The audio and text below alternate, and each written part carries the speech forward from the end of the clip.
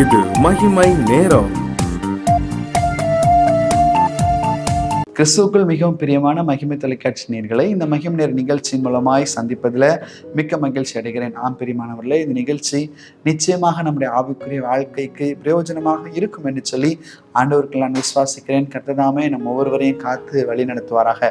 இந்த வாரத்திலும் கூட தேவனுக்கு முன்பாக நாம் எப்படி நடக்க வேண்டும், ஒரு மணவாளனாகிய கிறிஸ்து நம்மை சந்திக்க இரண்டாம் வருகையில வரும்போது மணவாட்டி சபையாய் நாம் அவரை எப்படி எதிர்கொண்டு செல்ல வேண்டும், அவருக்கு முன்பாக நாம் எப்படி இருக்க வேண்டும் என்று சொல்லி வேதத்தின் அடிப்படையில் நாம் தியானித்துக் கொண்டிருக்கிறோம். அப்படியா இன்றைக்கும் கூட தேவனுக்கு முன்பாக நாம் மனத்தாழ்மையா இருக்க வேண்டும் என்று சொல்லி வேத வசனம் நமக்கு கற்றுக் கொடுக்கிறது. மனத்தாழ்மை மிக மிக அவசியம். மீகா தீர்க்கதரிசியின் புஸ்தகம் 6வது அதிகாரம் 8வது வசனம் இப்படியாக சொல்லுகிறது, மனுஷனே, நன்மை இன்னதென்று அவர் உனக்கு அறிவித்திருக்கிறார்.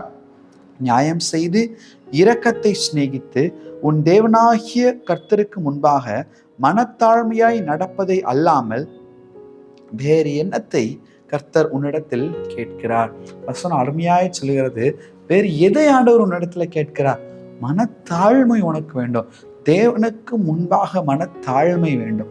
ஒரு தாழ்மை இருக்கும்போது ஆண்டவர் எதிர்பார்க்கிறது அதே ஒன்றே ஒன்றுதான். யோசித்து பாருங்க, ஒரு களிமண்ணை எடுத்துக்கொள்ளுங்கள். அந்த களிமண்ணை அவர்கள் அந்த இருக்கிற இடத்துல இருந்து எடுத்துட்டு வந்து கால் கீழாக போட்டு நல்லா மிதிப்பார்கள். எதற்காக? அப்பொழுதுதான் அந்த களிமண்ணானது அது பழகும். அது பழக வேண்டும் என்று சொல்லி நல்லா மிதிப்பார்கள்.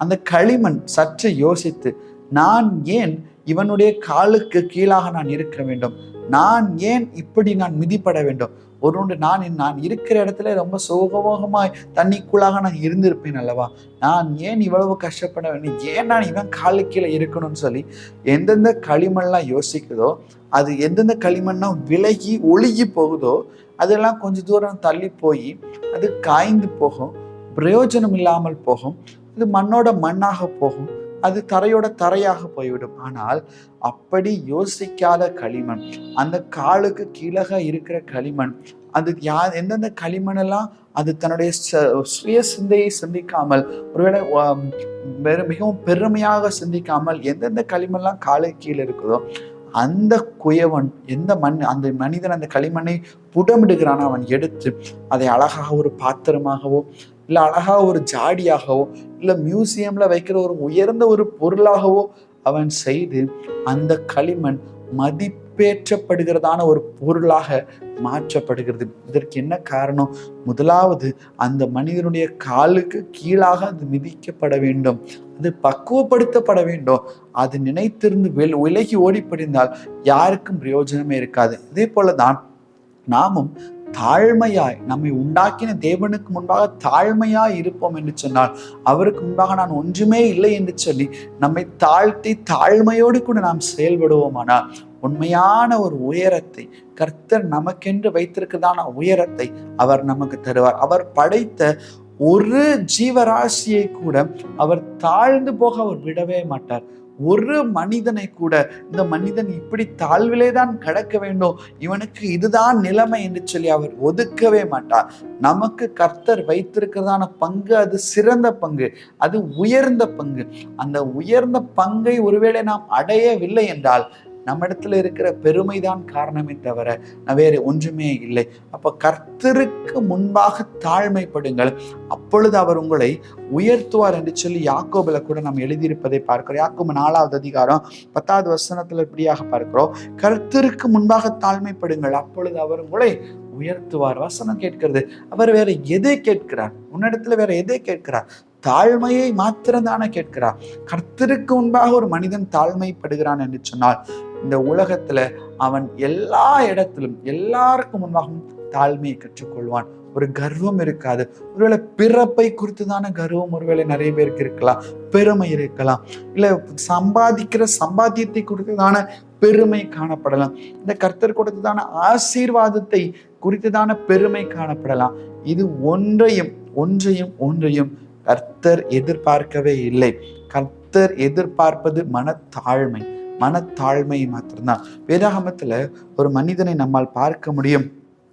2 நாளாகமம் 33வது அதிகாரத்துல 10வது வசனம் முதல் நாம் வாசித்தோமானால், கர்த்தர் மனாசையோடும் அவனுடைய ஜனத்தோடும் பேசின போதிலும் அவர்கள் கவனிக்காதே போனார்கள். ஆகையால் கர்த்தர் அசீரிய ராஜாவின் சேனாதிபதிகளை அவர்கள் மேல் வர பண்ணினார். அவர்கள் மனாசையை முச்செடிகளில் பிடித்து 2 வெண்கல சங்கிலினால் அவனை கட்டி பாபிலோனுக்கு அவனை கொண்டு போனார்கள். இப்படி அவன் நெருக்கப்படுகையில் தன் தேவனாகிய கர்த்தரை நோக்கி கெஞ்சி தன் பிதாக்களின் தேவனுக்கு முன்பாக மிகவும் தன்னை தாழ்த்தினான். எப்படி தாழ்த்தினான்? மிகவும் தன்னை தாழ்த்தினான். அவரை நோக்கி அவன் விண்ணப்பம் பண்ணி கொண்டிருக்கும் போதே அவன் கெஞ்சுதலுக்கு இறங்கி அவன் ஜெபத்தை கேட்டு அவனுடைய திரும்ப எருசலேமில் உள்ள தன்னுடைய ராஜ்யத்துக்கு வர பண்ணினார். கர்த்தரே தேவன் என்று அப்பொழுது மனாசே அறிவித்தான். யோசித்து பாருங்க, மனாசேக்கு இப்போ ஒரு நெருக்கம் வருகிறது. இந்த நெருக்கத்துல மனாசேயை விடுவித்தது என்ன என்று சொன்னால், மனாசேக்கு இருந்த தாழ்மை. வசனம் அழகா சொல்லுகிறது, அவன் ஜெபிக்கும் போதே, அவன் விண்ணப்பம் செய்யும் போதே அங்கிருந்து பதில் வர ஆரம்பித்து விட்டது. ஏன்?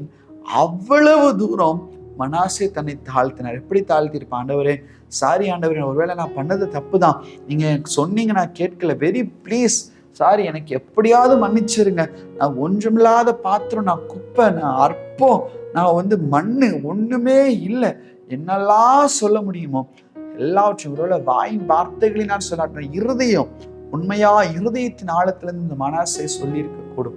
அதனாலதான் ஆண்டவர் பார்க்கவும் இவ்வளவு தூரம் தன்னை தாழ்த்தினான்னு, இவ்வளவு தூரம் அவனுக்கு ஒரு தாழ்மை இருக்கிறது. ஏதோ சரி பாவம், சின்ன தப்பு பண்ணிட்டான், நம்ம மன்னிப்போன்னு சொல்லி மனசே விண்ணப்பத்தை முடிக்கல, ஆமேன்னு சொல்லல, அதற்கு முன்பதாகவே விடுதலை உண்டாக ஆரம்பித்து விட்டது. பிரியமானவர்களே, அப்ப இன்னைக்கு நம்முடைய வாழ்க்கையில விடுதலை இல்லாமல் நாம் காணப்பட்டு கொண்டிருக்கிறோமா?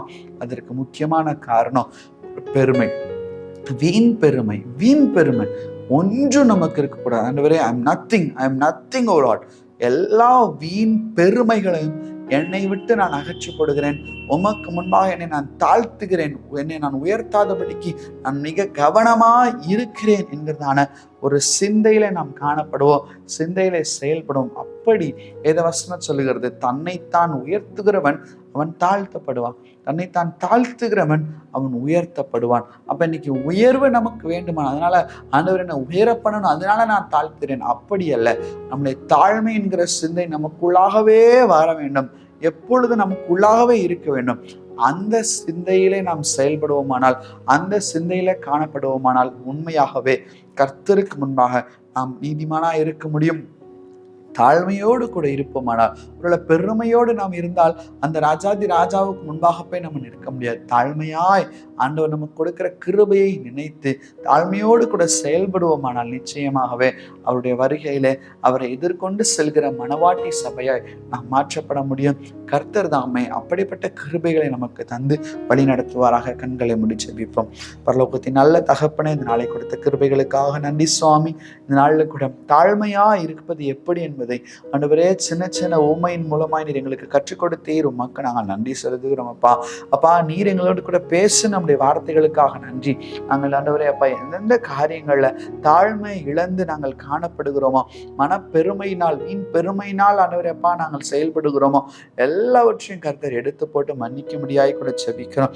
ஒரு விஷயம் நீர் எங்களை மன்னித்து தாழ்மையை சிந்தையை நாங்கள் தரித்து கொள்ள ஆவியானவர் தாமே நீர் எங்களுக்கு உதவி செய்யும்படியாய் கூட நாங்கள் ஜெபிக்கிறோம். அப்பா ஆண்டவரே, எங்கள் பெருமையை எங்களை விட்டு நாங்கள் எடுத்து போடுகிறோம். தாழ்மை நிமித்தமாக மனாசேக்கு இறங்கின கர்த்தர் எங்களுக்கும் ஒரு விஷயம் நீர் இறங்கும்படியாய் கூட ஜெபிக்கிறோம்.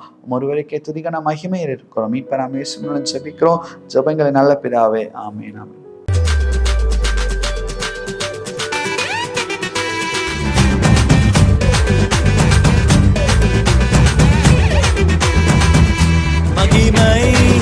மகிமை